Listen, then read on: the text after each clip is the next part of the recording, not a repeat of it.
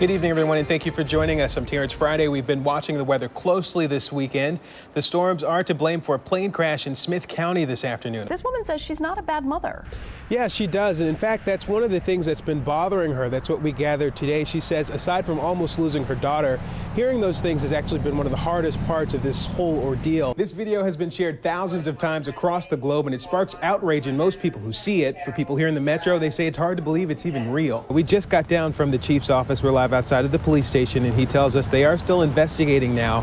5 people have been taken in for questioning in connection to the shooting. These guys say you don't have to have superpowers to make a difference. You just have to care enough to want to see things change. Good afternoon, I'm TerranceFriday. Thank you for joining us. We start today with breaking news. Jackson police are now at the Sunset Plaza apartment after a deadly shooting. That's where we find Lauren Fluker, who joins us now live from the scene. Lauren, what's going on? Thanks, Craig. Well, a security guard at a Clarksdale power plant is dead after being shot multiple times. The victim has been identified as 59-year-old Finis Catledge. Authorities say that the shooting happened early Tuesday morning. Right now, there's no motive behind the shootings, but authorities are looking at footage from a surveillance camera. And I'm Danielle Vitable. And I'm TerranceFriday. Thank you so much for joining us. They say they've been shot at multiple times, and now things have gotten even more tense after one of their relatives was rushed to the hospital this morning. Now to another update on a story that we've been tracking for you. Sam Perry, the Madison Central High School student that undressed in class, headed to court this morning. The 19-year-old appeared this morning in Ridgeland. He faces disorderly conduct and resisting arrest charges. I don't know that there will ever be another B.B. King. I don't think so at all. That's something you don't have to argue. A lot of people here have been saying the same thing. You know, Melanie, whether you knew him as B.B. King, Riley King, or just simply the King, one thing is for sure, this man's reputation precedes him, and we were able to see that today with all of these people who told us individually how he touched their lives. We're live just outside of Officer Thomas Ketchen's drive. I'm going to step out of the scene so you can see what's going on. We just talked with the lieutenant with the Clinton Police Department.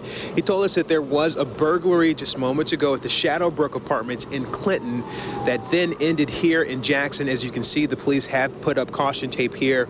There is a vehicle that has flipped over. Apparently the suspects were in that vehicle, and both of them were ejected from the vehicle at the point of impact. The police and paramedics are here on the scene working on those suspects right now, trying to resuscitate them. We don't have details on the state of their being at this point, but we do know again that they were ejected from that vehicle. Heroic indeed. Those officers actually made it here before the fire department did, when that fire broke out at this home around 2 a.m. When they got here, they heard a man inside screaming for help. I talked to that man's mother this morning, and she says she's forever grateful to those officers. All I could do was think about Sam laying in that bed. That's all I could do. To say the start of 2015 has been rough for Mary Minga would probably be an understatement. Minga's only lived in her Vermont Street home for a little more than a year. Well, that home has now been reduced to nothing but rubble and a burned skeleton of what it once was. I was at work and I got a call that said that my house was on fire and my son had been drug out. He said, "I see your light, just follow my voice." With no protective gear on, Officer Gary Hayden risked his life pulling 25-year-old Sam Medley to safety. I couldn't find my way back out. Another officer was by the entrance of the door because of all the smoke, and he was calling for me so I could find him. Mary says Sam tried to put the fire out, but the flames, they just got too big. He burned his hands and he's got burns on his chest and face. And they didn't just save Sam's life that night. Firemen threw my dogs out the door so they wouldn't die. Minga says her life has been pretty tough, but just recently things finally started to look up. This was the best Christmas I had in a long time. I had all my kids. I had all my grandkids. Everything was beautiful last week.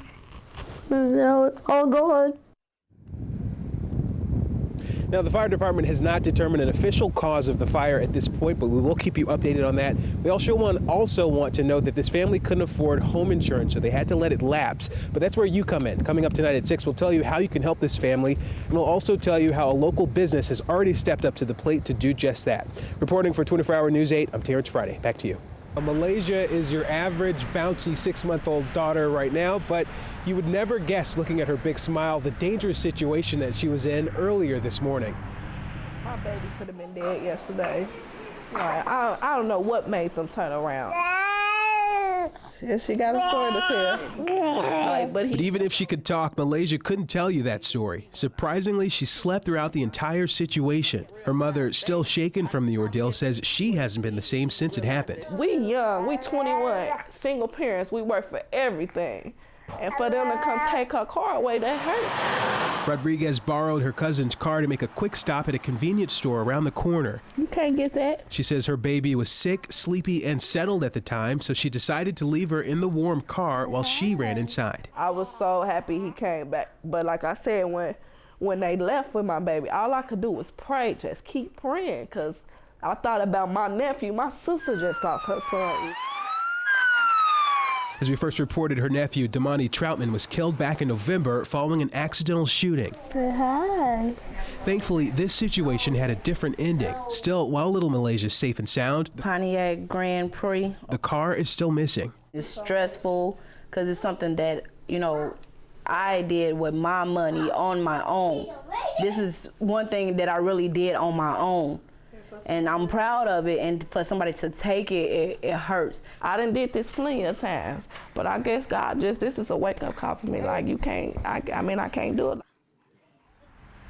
Just ahead tonight at 6, we'll hear that mother's reaction to people saying she's a bad mother. We'll also talk to police and hear what they're saying about the carjacking, and also find out where that investigation stands now. Live on the city's northwest side, TerranceFriday 24-hour News 8. Authorities in Montana are meeting with prosecutors to determine how to proceed with the weekend shooting death of a teenage boy allegedly killed by a friend. 2 teens went to a friend's house Sunday and threw pebbles at his bedroom window. They were trying to wake him up. They startled him with the noise and the faces outside his window as well. The young man inside fired a gun that was in his bedroom and ended up hitting one of the boys outside. He was shot in the head and died. In Texas, investigators are looking into that biker brawl from this past weekend. Authorities say that problems have been growing between the 2 motorcycle gangs long before the clash Sunday. Well, a former First Lady and Secretary of State is now throwing her hat in the bid for the White House. She is. We've been watching this closely. Marie Hall continues our coverage tonight as Hillary Clinton joins the already highly contested race. More than 50 albums. He's had a career for about half of a century, and you can see that he's touched a lot of lives here. We actually had a chance to talk to his daughter, Karen Williams. She didn't want to talk about that lawsuit and those wrongful death claims that were released recently, but she just said this is a celebration. And she also told us it's comforting for them to see how many people have come here. We've seen people from Joliet, Illinois, Texas, all over the state. They're here to show their support for the king. They really are. And we talked to one of the merchants, the florist here in town. You won't believe where these floral arrangements are coming from and from who. We're going to talk more about that at 5 o'clock tonight. And try to stay dry. Yes, we will. Andrew, back to you.